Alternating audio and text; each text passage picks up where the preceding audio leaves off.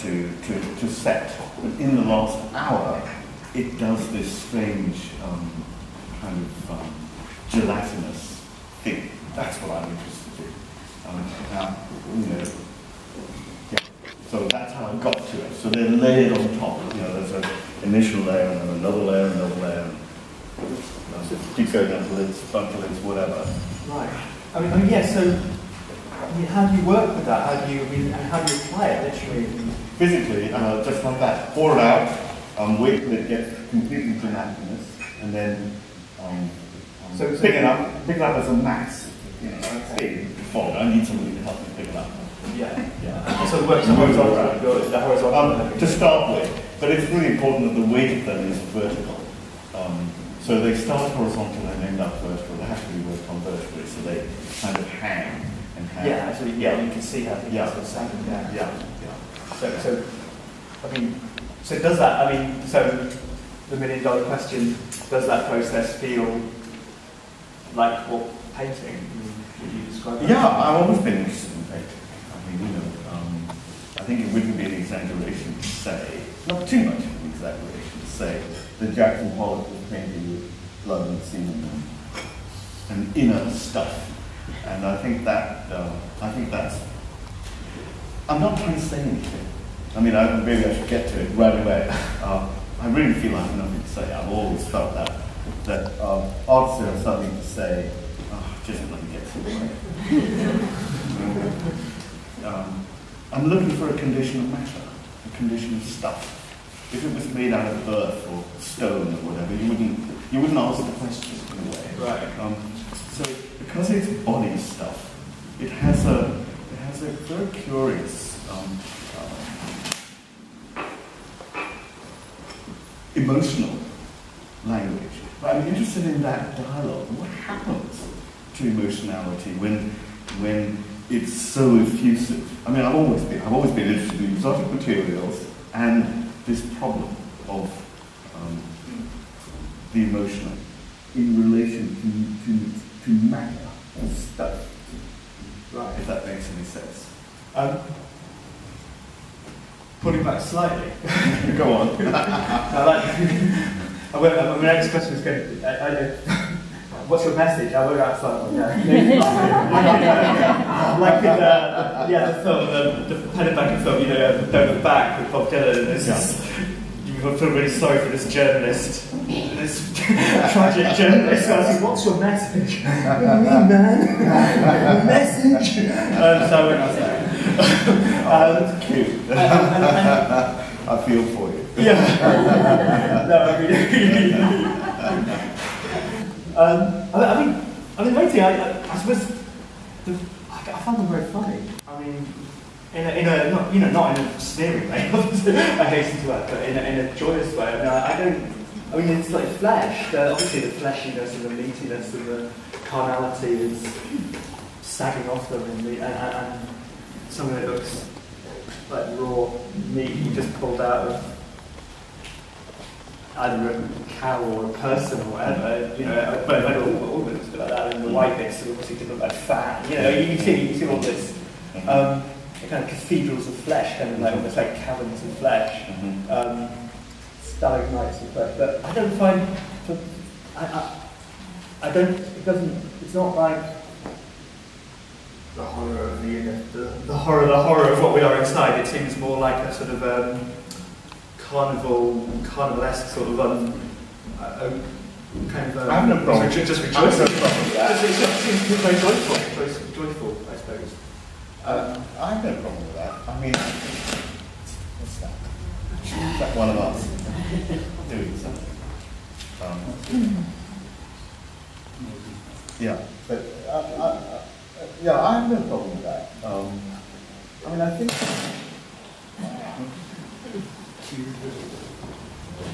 Just use that. Maybe. Is it working? Yeah. Okay. I don't think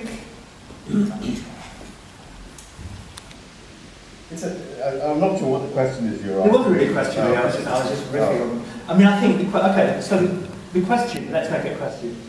Is in painting or in art, obviously the exposure of the body, the inside of the body is generally seen as tragic. It's often very heavily emotional, dark, the dark stuff within. My perception of these is that it's far more kind of joyous than that, less melodramatic than that. As you say, is that true? Is it? I recently read a review you did of Francis Bacon's show. I hated it. I equally have trouble. I've always had trouble with Francis Bacon because, and I think it does come down to this, because of its overt desire to be expressionist, to have something that there is some human condition. But honestly, I find that as a strategy, in a way, as a way of going about our relationship with our own humanity, very, very problematic. It seems to me, that's why I started out by saying, it's a condition of matter. Now, it's up to our own, how can I put it? A void object. I've dealt or struggled and fumbled around those areas for many, many years. Empty objects are never empty. They're always potential. They're always full. They invite, if you like. A vacancy invites our psychic input. So we fill in those spaces. And I think we automatically, in a way, what's the need? We all work too hard as artists. We don't let it not get in the way. What I'm trying to say is that if I can get myself out of it enough, there might be space for some real poetic. The mysterious thing is the poetic. That's the bit that one can't fully describe, you can't fully hold on to.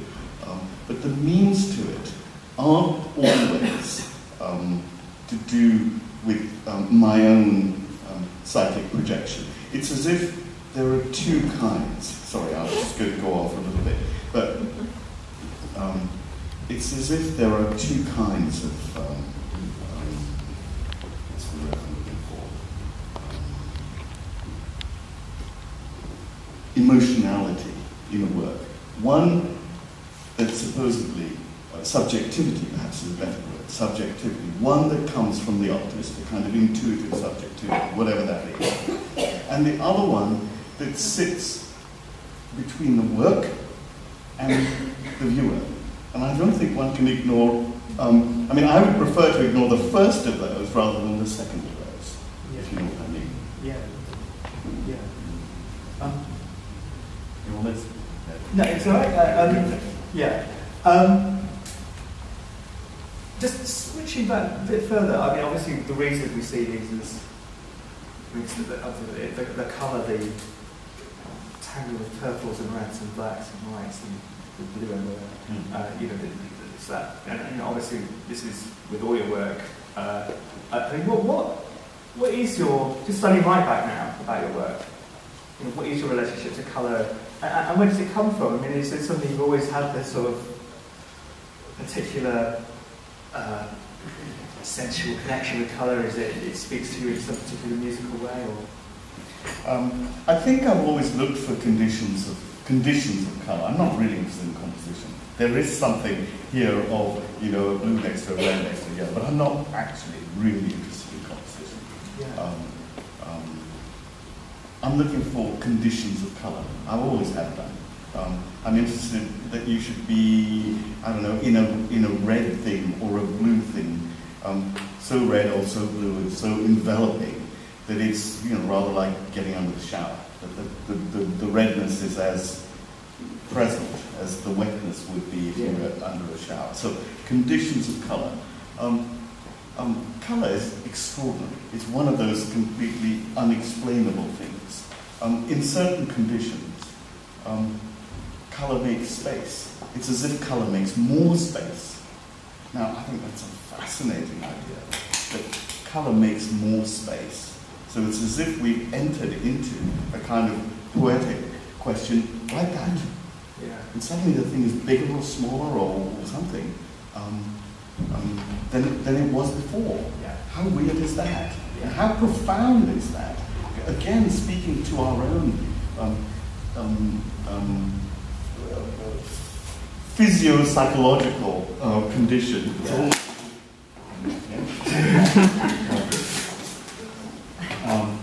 But it's as if we're sort of unable to do otherwise. And I like that inevitability. Yeah. So, yeah, I don't know. I mean, it also has something to do with memory, I think. Certainly the way that the work stays in memory. Because I know that the colour, these deep reds are going to keep these works in my memory when I leave here. I mean, the texture will stay there as well, but I had the same reaction with the tower, the Olympic Tower, which, it's just that particular. I mean, really does what these are doing in terms of turning the body inside out. You have this carnal, this deeply carnal colour in the London sky, which I think is fantastic. And also, I just love the way it seemed totally at odds with the Olympics. That the Olympics is all about sort of, fascist ideals of athletic perception, and it's just seemed like about the floppiness and gooiness and fundamental mess of the human body, and not at all neat. And can you imagine that Boris let me build it? Yeah. Yeah, he was there on the press day, and he saw it. I was there. He picked